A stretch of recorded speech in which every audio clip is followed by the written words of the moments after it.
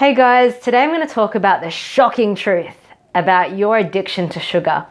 And the reason I want to talk about that is because every time I've told someone about this, they have like an aha moment. So I know this is going to be very valuable for people who do have that addiction to sugar.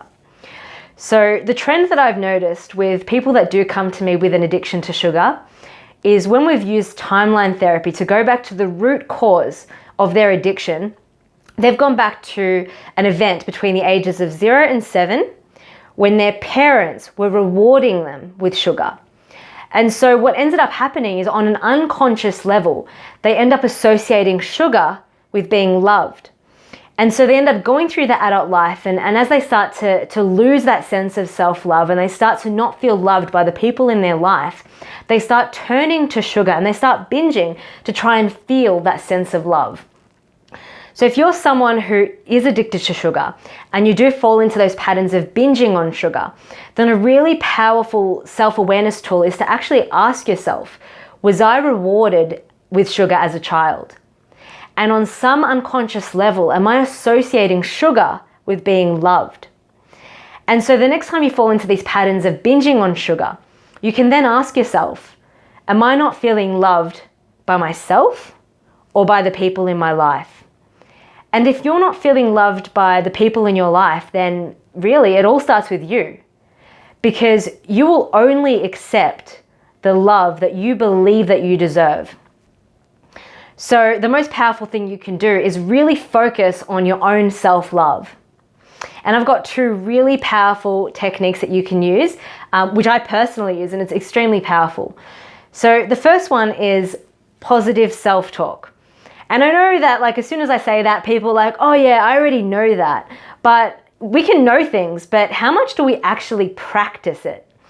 Because honestly, we live in a society where we are our biggest critics. We're constantly putting ourselves down. I'm not smart enough, I'm not good enough, I'm fat, I'm ugly, I can never get anything right. And what does that do to our own sense of self-love? It's constantly depleting our stores.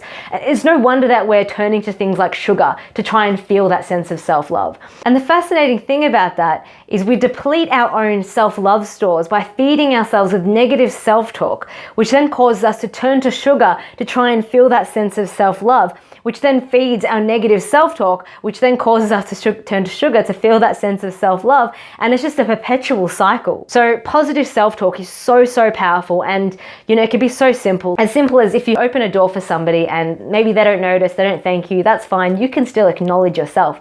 You can say to yourself, that was really nice that I just did. And this is an accumulative thing. So as the days and weeks go by, you are constantly acknowledging yourself for the nice things that you do, for the good person that you are, for the accomplishments in your life.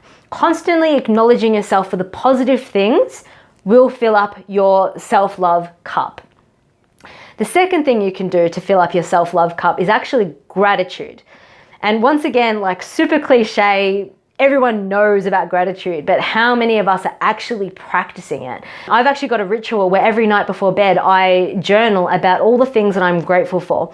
And this can be things, stuff like, running water, the internet, the people you surround yourself with, opportunities that are coming in your life, you've got a roof over your head, the clothes that you got on your body. Like journal about the things that you're grateful for as a daily ritual and really feel into that gratitude. This is actually a reprogramming technique. As you become consistent with this practice, your unconscious mind starts looking for reasons to be grateful. So with positive self-talk and gratitude, this is a really powerful way so that you stop turning to things outside of yourself like sugar to try and feel that sense of self-love. Okay, so that's all from me today, guys. Hope you're having a wonderful day and I'll speak to you next time. Bye for now.